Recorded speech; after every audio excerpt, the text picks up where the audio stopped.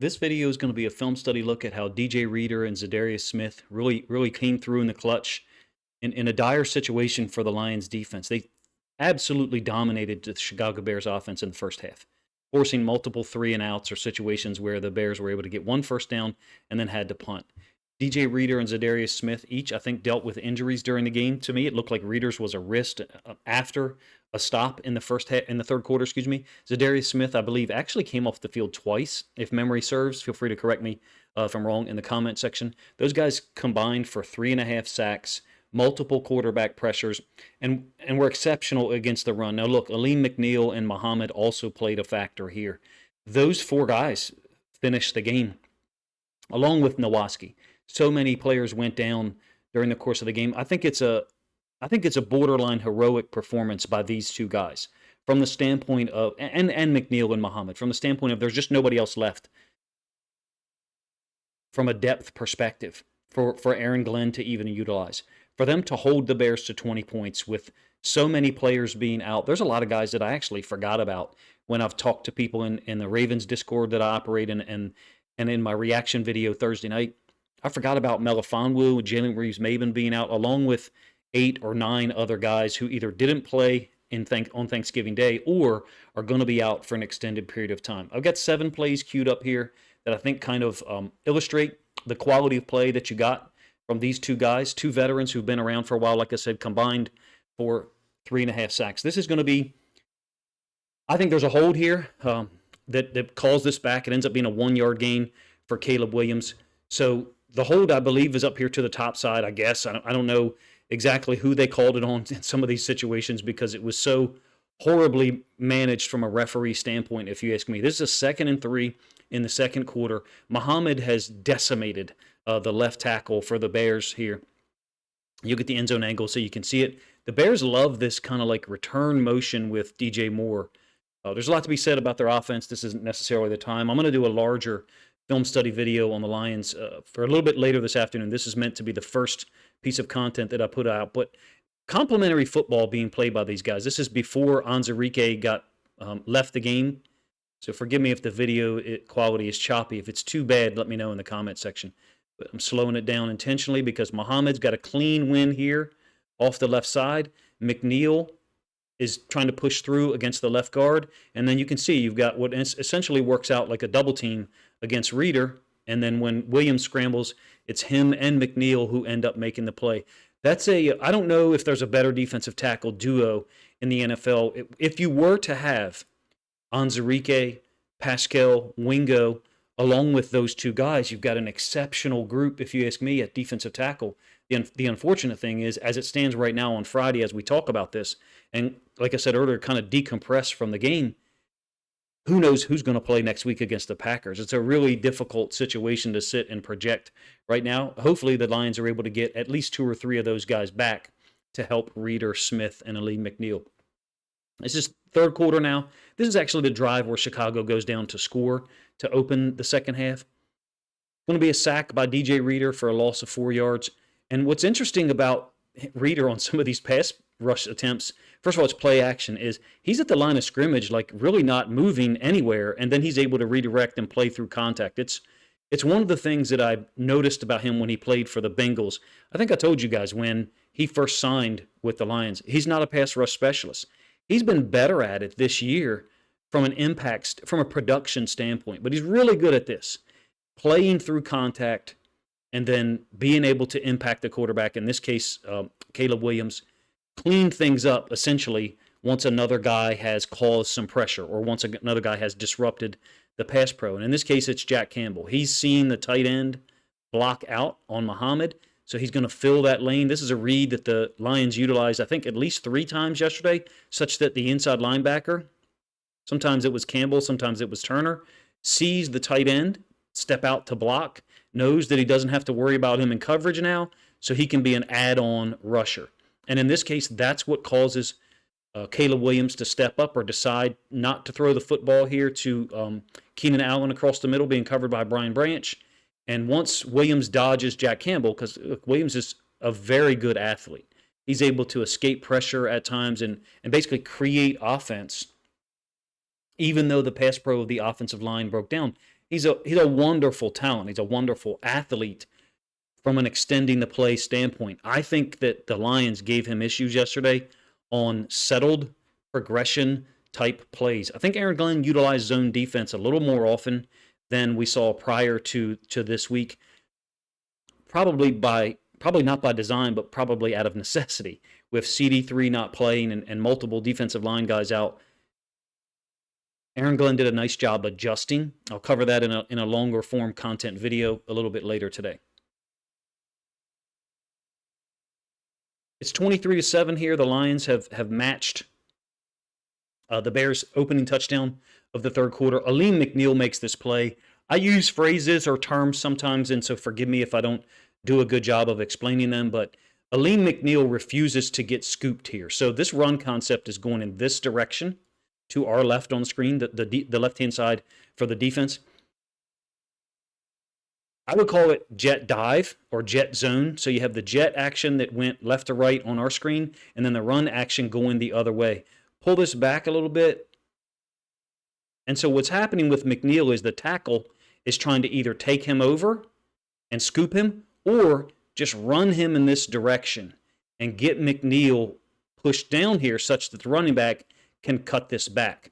So McNeill is not only great, at not getting scooped. Essentially, he doesn't allow that tackle to take him over, but he's also got the contact balance to not get taken down. And so what I mean is, as they're working to the front side, DJ Reader's the nose tackle, he actually gets involved in it, or gets credit, for half the tackle as well. But McNeill has such great contact balance, hips and feet, that he doesn't get expanded in this direction such that the running back can cut it back against the grain. He actually tries to. It's a beautiful play by Lee McNeill, if you ask me. Also, along with that, is you have Reader kind of play in this, what I would call backdoor technique. So he lags on the center, and what that'll oftentimes allow people to do is, number one, it'll take away that cutback lean because the running back sees backside pressure in the form of, in this case, DJ Reader. It'll also allow linebackers sometimes to either fold over the top or, in the case of the front side guy, fast flow it, meaning go downhill now and fill the front side. There's nowhere for DeAndre Swift to go. It ends up being a tackle for loss. Like I said, they credited it to a Reader and McNeill at the same time.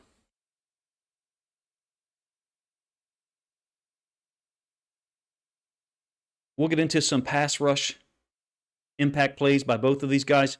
I mentioned it earlier in the video, and I want to reiterate it. I'm a little surprised at DJ Reader's production against the pass game this year. Some of them are anomalous, cleanup sacks, if you will. In Cincinnati, he didn't get as many of those opportunities. To be honest with you, they took him off the field oftentimes in pass rush situations. I believe that I even mentioned that in the video that I did the moment that he signed with Detroit. I think my phrase or quote was, I don't want to be the bearer of bad news, but they're not signing him to be a pass rush specialist. Every fan base in the NFL at this point, well, at least the two that I pay attention to, the Ravens and the Lions, every fan base wants more pass rush, wants more talented guys up there. And DJ Reader was not that guy when they signed him. He is and was a run-stopping defensive tackle, but this year he seems to have had a little bit more impact against the pass, particularly on Thursday against the Bears. We've moved forward here to the fourth quarter. This is going to be a stop by Detroit. It's 23-13 at this point, and Reader gets the sack. This is when I mentioned in the reaction video that I questioned the decision-making of Caleb Williams. This is some of the plays that I'm talking about. I'm not just talking about who to throw the ball to, whether you should or should not run out of the bounds when Jack Campbell is bearing down on you. Hint, you should. But this one here could have almost very easily been a fumble. Reader powers through, has him in his grasp. Fortunately, it wasn't called intentional grounding, nor is it ruled a fumble, but it very easily could have been. It's 23-17 on the road in the fourth quarter from a Caleb Williams standpoint on a 2nd and 7. I think you've got to say, I'm just going to live to fight another day. And that's the one thing about the Bears that kind of strikes me. We're blessed watching the Lions because they play such great complementary football so often. The Bears don't, in my opinion. Some of the decision-making, well, absent talking about the decision not to call a timeout, and for Caleb Williams to throw the ball deep on what ended up being the last play of the game. Their decision making about complementary football I would compare it to the Steelers. The Steelers don't make mistakes like this one and others because they operate from a structural standpoint as if they understand they've got to win the game 21-17 or something like that. I think the Bears offensively think they're better than they are. But in any case, this is DJ Reader when he does finally get a one-on-one. 2 of the reps I showed you earlier, he was kind of dealing with a double team. And once he gets on his tracks, man, he's almost impossible to deal with. From an alignment standpoint, he lined up on the inside, and sure enough, that's where he wins against the guard. There's nothing wrong with the Lions fans saying, hey, I wish we could play this game over with our complete or near complete defensive line. You're not wrong for thinking that if you added Josh Paschal, if you added everyone except Aiden Hutchinson back onto this roster magically for a rematch later in the season, that you're going to dominate their offensive line, because you are. There's just that much talent, number one. Number two, they're extremely well coached. Do I think that Za'Darius Smith has had an impact in the way that guys play? Maybe. Muhammad does look more precise and more athletic and faster. But I think the defensive line coach, Williams, you have to give him credit, number one. Number two, he also had experience with David Long Jr. Could have been the impetus for deciding to trade for him, or deciding to sign him, once he'd been released. I do think the Lions should look at veteran players that are still out there and available for the last 5 or 6 games of the season, in the regular season at least, simply because there's so much depth that's been whittled down. This is a team built to win with some backups on the field. They've done so. They're 11-1. From a defensive standpoint, I mean. However, the depth has been chopped down so much. I think you may need, and I've believed this for a while, that NFL front offices should look at veteran players later in the season to bring them back. And with the practice squad utilization, I think you can call those guys up 3 times from the practice squad and have them not necessarily be on the active roster. In my opinion, that's something the Lions front office should look at, and I think they already are. We're obviously still into the fourth quarter. This is going to be another one of those readout situations by an inside linebacker. It's Turner this time, who I didn't even really, to be honest with you, know a whole lot about. So Turner is here. It's a split sack between him and Za'Darius Smith. Smith and Muhammad, I thought, did a great job at times of getting to depth and kind of caging Caleb Williams, who's slippery. He's athletic, and he's done this his whole career, try to move out of there. In this case, he's trying to throw the ball. I think he's looking to the right side down here against Keenan Allen, against the outside corner. Against Robertson, Turner fills the gap because he reads it. He sees, basically, that the guy he's responsible for, the running back, is staying into block. So I would say this is conceptually similar to Jack Campbell's read earlier in the video, whereby he read the tight end and recognized, oh, I can go now and finish this guy off.